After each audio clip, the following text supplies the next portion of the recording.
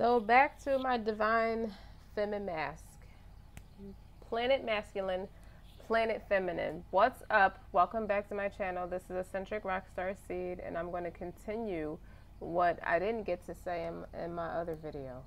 Keep in mind, this is all love and advice. Free will doesn't replace medical treatment. Take what resonates, leave what doesn't. Enjoy. Like, share, subscribe. So, as I was saying in the other video, Parvati Muladhara.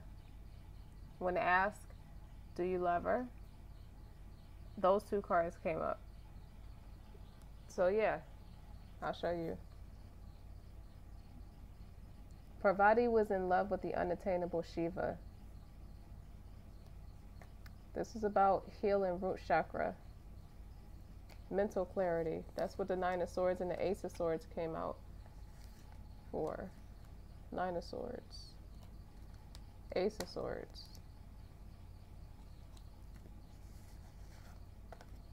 Their truth. Ajna. Third eye chakra.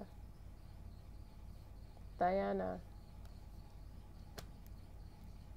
Okay? You merge as one with what you do. Instead of doing, you're embodying. That's what that means. Prana. Everybody knows prana. Okay?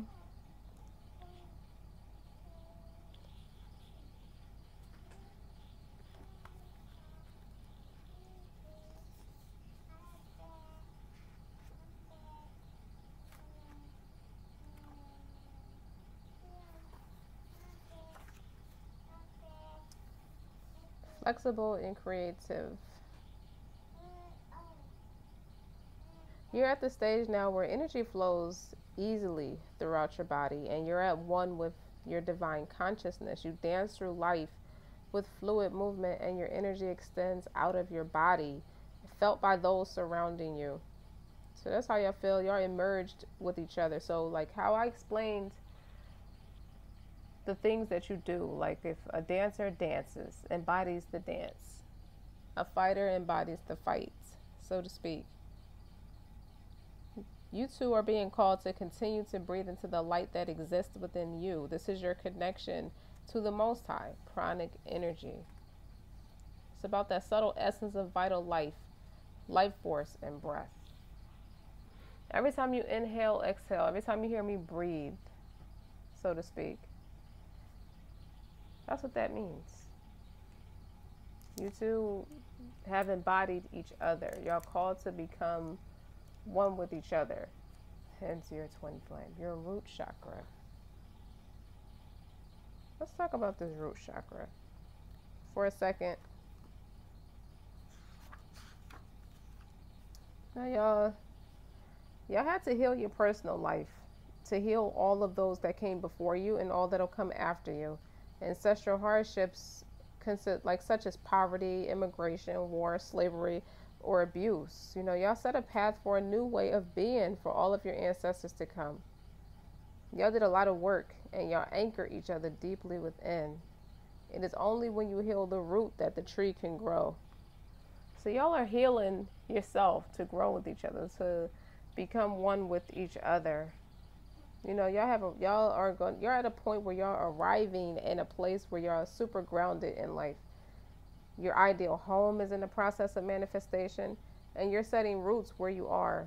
This reflects the deep healing work that you both have done to undo the ancestral ties that were previously holding you back. To further amplify, we had the Four of Pentacles I say priest, but like the leader of the community or like some kind of like minister or something like that. Four of Pentacles. So this is, if you look at the man's face, he's kind of like rolling Four of Pentacles is like keeping the information to you. So like he don't want to say it. Like it's this is a person who's not emotional on the forefront. But the Five of Wands clarify that. Like he don't want to say that temperament and what that temperament will do. You know, then next to that is the Ace of Swords. So the Ace of Swords is technically here twice, and what's clarifying that is the moon, like his intuition. Like he keeps it to himself, strategically, with knowing that there are wolves out there that will try to ruin it, that don't want to see these two people together. Two of Cups, Three of Pentacles, Knight of Pentacles. You know, he's met with a lot of stubbornness. Like, he meets his counterpart with a lot of stubbornness, but they're both stubborn. And the Priestess this here, the High Priestess. So he knows better. He knows never tell outsiders what you're thinking, on one hand. On the other hand, you know, these two took a lot of time to build on this experience with each other, this energy with each other, to turn it into a reality. All paths lead to home. Inner authority, intuition, turn your gaze within. They speak more in the spiritual realm or telepathically than they do anywhere else. So on the surface, it doesn't look like much, but they are emotionally connected, spiritually connected. As you can tell, you know, it's a lot of partnerships here. There's a lot of dual natures here. They're supposed to be married in secret. Like, they're going to be married because they believe in God, but at the same time, they're not supposed to broadcast it. So it's not much that he want to say publicly, you know, to speak on that. Because it's family, and they share the same morals, ethics, and beliefs about family. Look, I divided the deck. The Priestess is there again.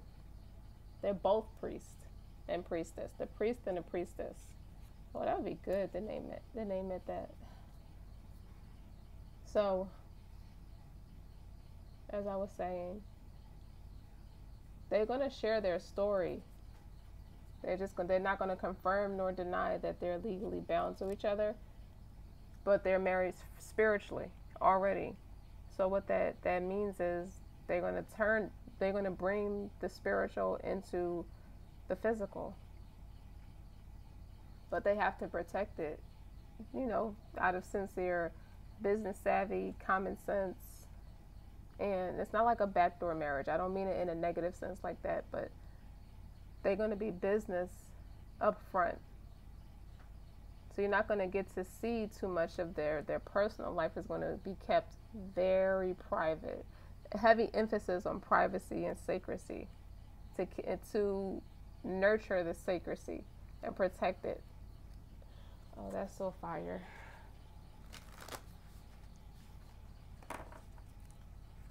I tried to change the angle of what the pictures, or how I want the pictures to see.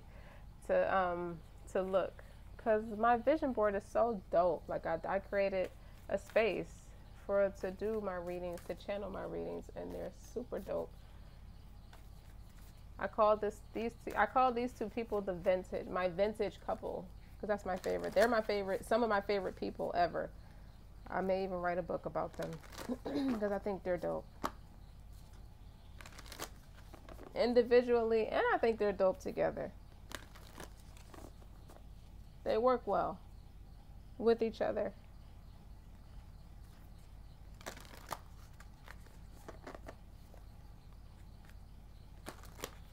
Alright. I like using my yogic deck and my Starseed deck to describe them. A new earth is happening. Keep holding the vision. To continue. It's happening. As I already explained, they're bringing their spiritual marriage into a physical one.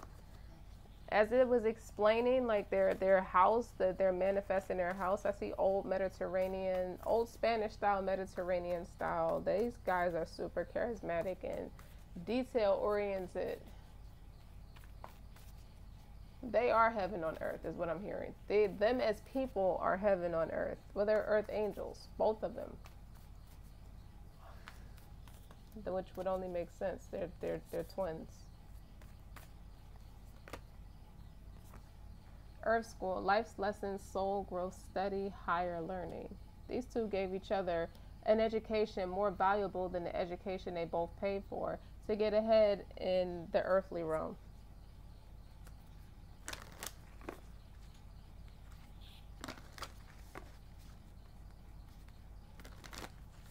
I said they're sapiosexuals too.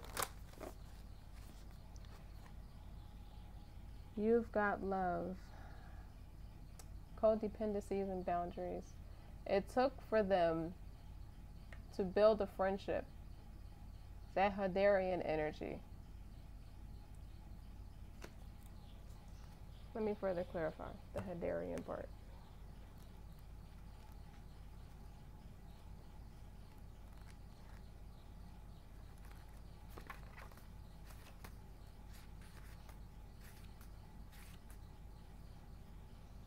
They're beacons of pure, divine, unconditional love who see love in all people and situations. So as a result, they can find it hard to have that boundary, interdependent, healthy relationships because they only see the unconditional nature of those they meet.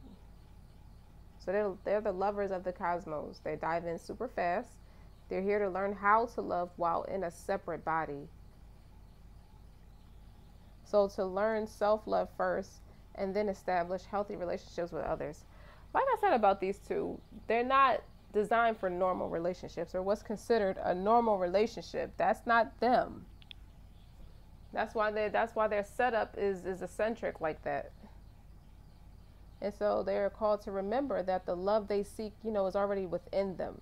That they truly do have the love all by themselves instead of looking for it in others, which would be the lesson about the codependency. It's like they may need, it does require you to establish strong boundaries. And those were the karmic lessons leading up to each other. They had, that's what in their separation, they were clearing up all of what's left of their codependencies and relationships. The codependencies in their relationships with other people, family, business, personal, it doesn't matter. The nature of the relationship is the codependencies of all relationships in which you may be losing your sense of self. So this is clearly not their relationship with God because you're allowed to release your inhibitions to him. I ain't had to stutter like that. It's common, for starseeds to dive deep into relationships, particularly with those who feel safe and familiar at that soul level. That's how these two got lost in each other. Perhaps you're in a relationship in which you give a lot more than you receive, obviously, or perhaps, there's a certain volatility to it. Like you're always unsure where you stand. But people who are sensitive to energies or have those energetic agreements, one thing about starseeds, they're always called to retreat. They have a need to retreat a lot. A lot. So I want to talk more about their truth. The intentions is to know the truth about themselves and this connection and what they're supposed to be doing. What exactly are these people supposed to be doing? To talk more about Ajna, let's start with that. Then we're going to move over to the other cards, like the becoming. I spoke more about this card where dancer becomes one with the dance and how you just become immersed into what you're doing, which is the catalyst for them coming back together to stay. It's to uplift humanity. That is their purpose on earth, or being on earth. They're creating a new earth by uplifting humanity with healthier boundaries, hence the two of them coming back together. That's what they taught each other, what they had to work through. It's like they've been known to use their sixth sense have been going off. Your intuition, your powerhouse, the third eye. And, it's guiding you in that right direction. With your third eye, it sees far past the two eyes that we all have, of course, and the limitations of your mind. Your intuition speaks to you pretty much like through whispers, visions, feelings. The language of your third eye is meant to nudge you, it gives you those hunches. The more you become aware of it, the easier the dialogue becomes. So it's almost like they're supernatural beings. They have some kind of supernatural ability. So it's like, you ever see like the, I'll give like the Avengers. They all can do something uniquely special. And that's what their third eye is meant to be as they come together. And they got to use their third eye. They got to do necessary like tuning up to keep it sharp. So when they're out, you know, fighting, you know, being a vigilante, so to speak, you know, their third eye is their weapon, their greatest weapon, obviously, because that's how the Most High speaks to them, and sends the message down to them to tell them what to do next, to uplift humanity. This sounds like a comic book, and I'm here for it. It's like you came here to live, love, and learn. As you long to continue, you know, you view the world from your third eye. They no longer use their two eyes. They're not blind. They just don't use them. They're like so far past the physical limitations. You will, you know, you find yourself limitless by trusting your intuition and keep on moving forward. You know, this path will continue to illuminate you with every step that they take. And what about prana? How does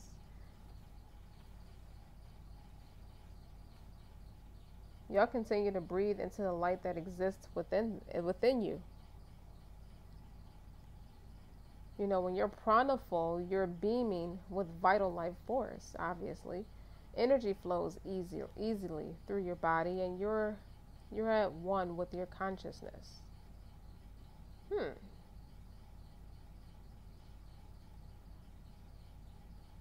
Your energy, this is just really heavily emphasizing like how the energy extends out of your body. So what does that do for the people? That's like healing elements in that, as to how they're going to like connect with other people, or how people are going to recognize they're here for a special purpose. I'm calling people to do yoga. Definitely do Reiki and yoga. It expands your mind. It blows your mind. I should name this reading On Demand. And then Party On. The continuance. Because it's a continuance. To further amplify on their love for each other.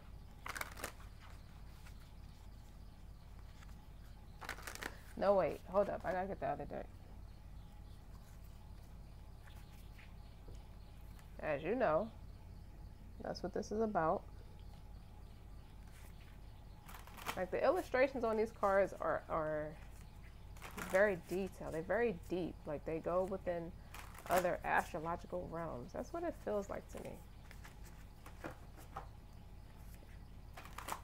Like intuitively. You can read like then the pictures come to life for a person like me.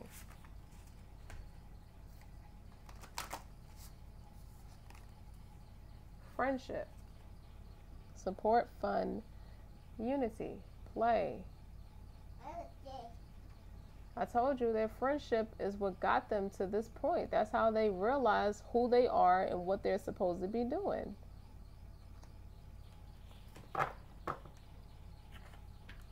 Clarity. With those two aces of swords on the board, planning, releasing illusion. Absolutely. You also got rid of farce friendships through meeting each other. Tenderness. Nobody treats each other how y'all treat each other. Nobody has ever treated y'all how y'all treat each other. True love and compassion. That's just the way they love each other. And then the big theme of setting boundaries. Threshold, protection, honor. I told y'all gave each other the education that's so much more valuable than what you have financially invested in to raise your status in society in the corporate world.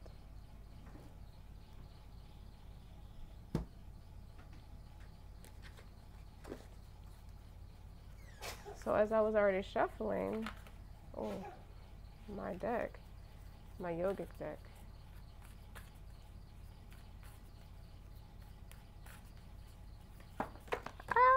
Done dropped my cards. So sorry. Mom.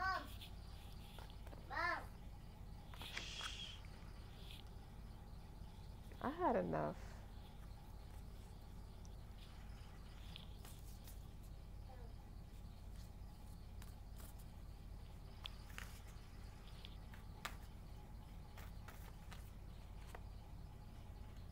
Here, bada bing, bada boom.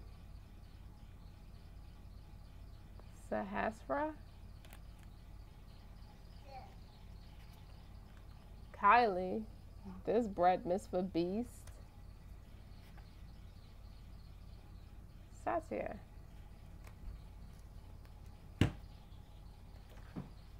So, ponder, ponder, ponder. What it wants to say. This is about chakras. Aligning your chakras. The crown chakra. So now you have your third eye, your crown chakra, your root chakra, and your heart chakra. Okay? Like you notice those intuitive rushes of creative wisdom channeling through you, lighting up your every cell. That's called a download. You know, as the message from God, as I was explaining already. Selected to come to you because you have the potential to birth it, whatever, you know, birth it, meaning the download on this planet.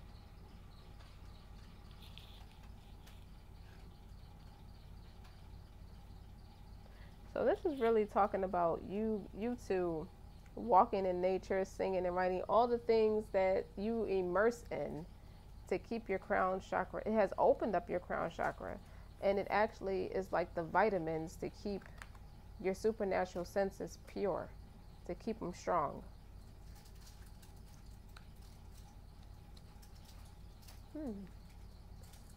Kylie, you know Kylie, she don't come out until it's time for change. Like she's a whole issue.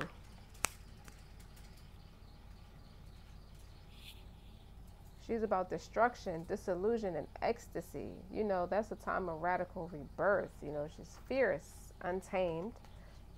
She's erratic. She's the part of you that's afraid to give that full control because you don't know where it'll take you. She'll destroy all disillusion and bring you face to face with your darkest shadows. I feel like that's how you two show up. Or one of you showed up like that and it triggered the other person.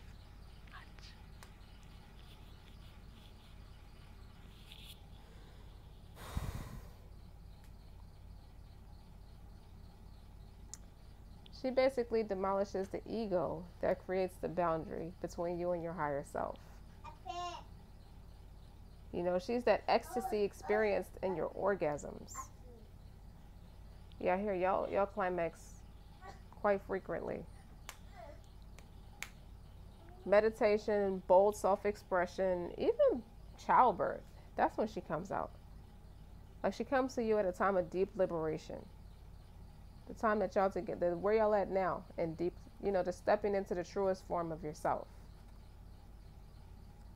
As you release all your limitations, so you can become one with the bliss that you are, naturally.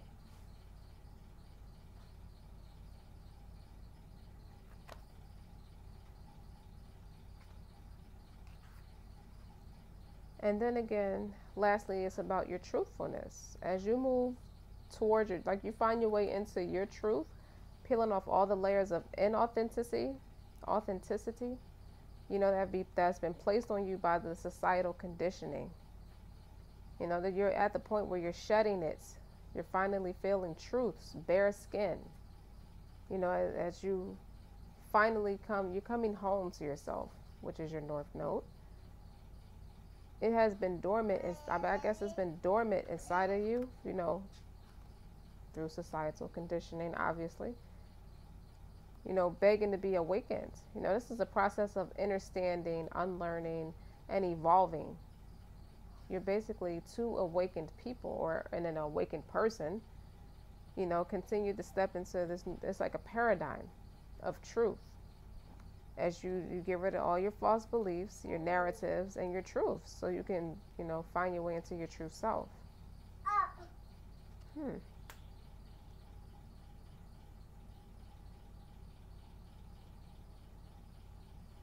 This has been a repeating theme. You only do what makes you feel good. what's your truth? You know, living in your truth. You know, are your relationships in your life aligned with who you are at this moment? So this will be the guru of you two. Not just you, not just one of you, but both of you. The guru meaning will be finding where you still need to grow. That's how you'll be teaching it to the people.